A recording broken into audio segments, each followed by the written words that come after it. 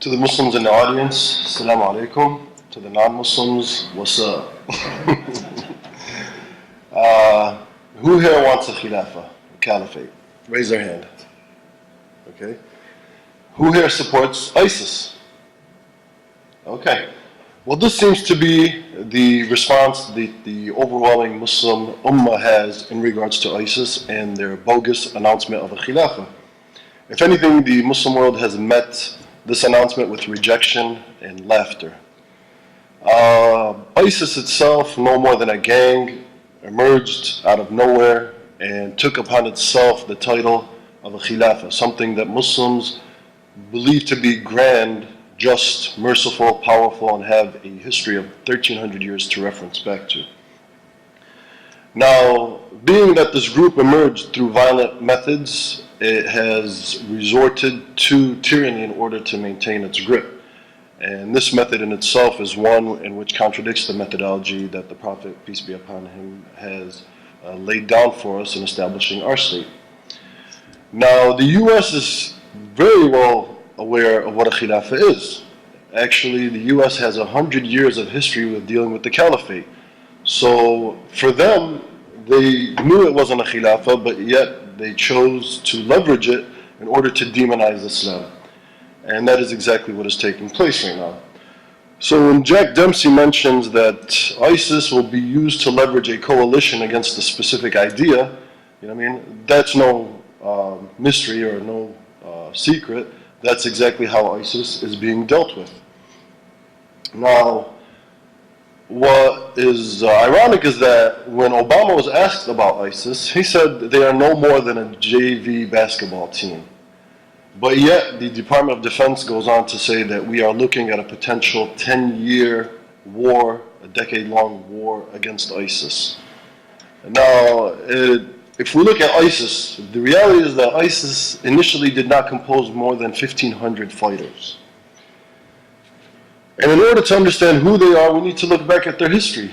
Where did they come from, and who founded them, and what are the changes that they underwent?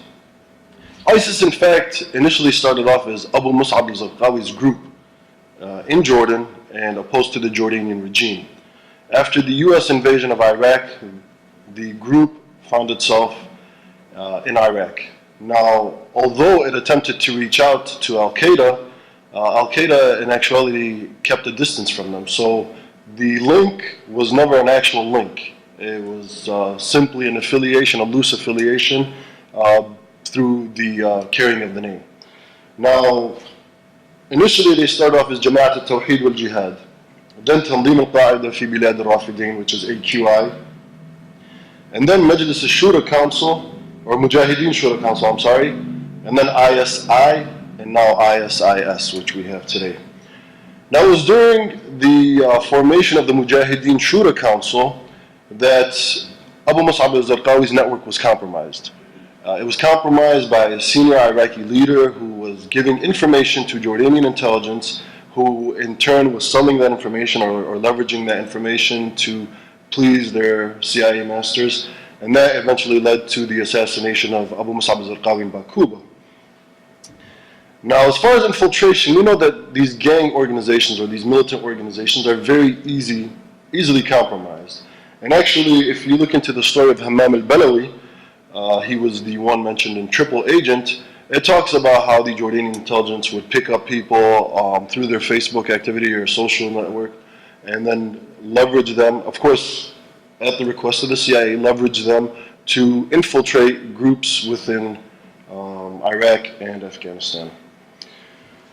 So this infiltration has been documented even by the same people who are, overseeing this infiltration. And we have Hussein Ali Kamal, who was the director of intelligence in Iraq, who admitted to a Syrian Ba'athist and Iraqi Ba'athist, former Saddam men, cooperating with jihadi networks on the ground in Iraq in order to leverage them for something at a later time. Now, we know that many of Saddam's former men have tried to use Islam in order to gain a foothold in the post-invasion of Iraq. Now, Hussein alayhi Kamal also admits to the fact that they themselves were somehow affiliated with the assassination of Abu Umar al-Baghdadi and Abu Ayyub al-Misri, which were the two former leaders of ISIS. Now, it is in this aftermath that the mysterious or shady Abu Bakr al-Baghdadi, a former paper boy or messenger boy of the leaders of ISIS, would rise to rank. Now, what's ironic is that Abu Bakr al-Baghdadi himself did 9 months in Camp Bucca, and it is within that time that he was able to strengthen his network and his affiliations. And after the assassination of the leaders of ISIS, what ended up happening is 17 members of the current 25 members of ISIS were former prisoners of Camp Bucca, an American prison, as we all know. Now, many of us think that ISIS is really the main player, which is far from truth. There is another organization that the media never mentions, an organization who they have chosen to keep behind, I guess, the scenes. And the reason why is because, as Brigadier General Craig Nixon said, that this group will be leveraged in the aftermath because they're not visibly involved in the casualties that are on the ground. Who are they? It is Jaysh Rijal al-Tariqa al-Naqshbandiyya, a Sufi order led by Izzat al-Duri. They are an armed Sufi group composed of former Ba'athists who gain their support from the Sunni tribes, specifically from Sheikh Maqsood, who Sheikh Maqsood gets his donations or his support through the UAE and Qatar, and then that money trickles down to the pockets of JRTN, and then from there on it gets into the pockets of ISIS. So JRTN has admitted to subcontracting a lot of its military tactics and operations over to ISIS because of their experience and their willingness to draw blood. Now, this alliance was formed during the taking of Fallujah, in which JRTN proved that they really had the support of the Sunnis, and that it made it easier for ISIS to claim area, which was, ultimately their goal when they first emerged.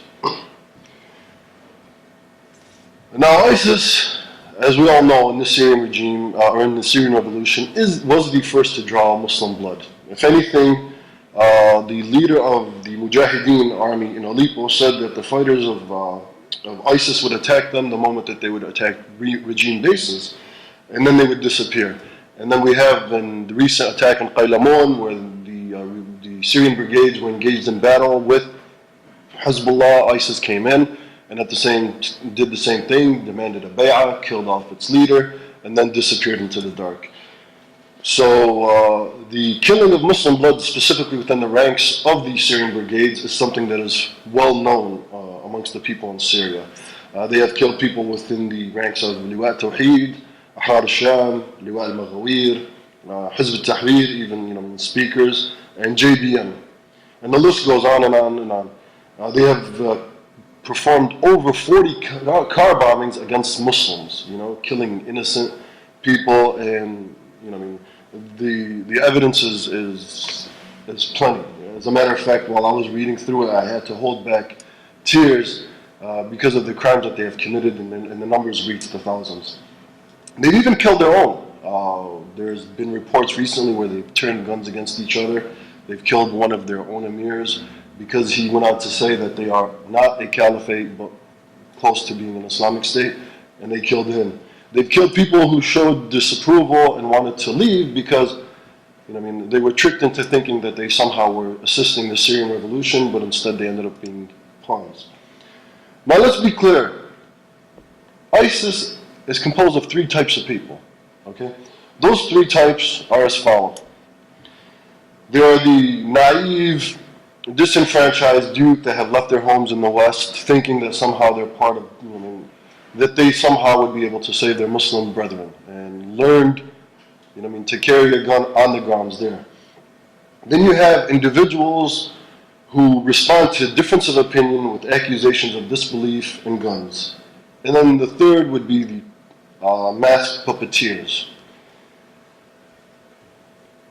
The masked puppeteers are the scary ones. They're the ones whose aims are ambiguous. No one really knows what they're all about, whereas the types that meet their Muslim brother with rejection, they have always been a minority, even within the circles of Muslims. And as far as the youth, the saddest of all, the ones who we see their faces, young, innocent, naive, they are the ones who are really the pawns and most likely to suffer the most at the end of this game.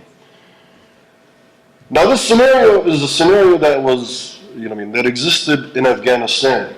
As a matter of fact, when Brzezinski was confronted in 1998 in an interview with the French weekly magazine La Nouvelle, he was asked whether he had any regrets about supporting Islamic fundamentalism, during which the U.S. had given arms and advice to future terrorists. Brzezinski answered, "What is more important in world history, the Taliban or the collapse of the Soviet Empire? Some agitated Muslims or the liberation of Central Europe and the end of the Cold War?"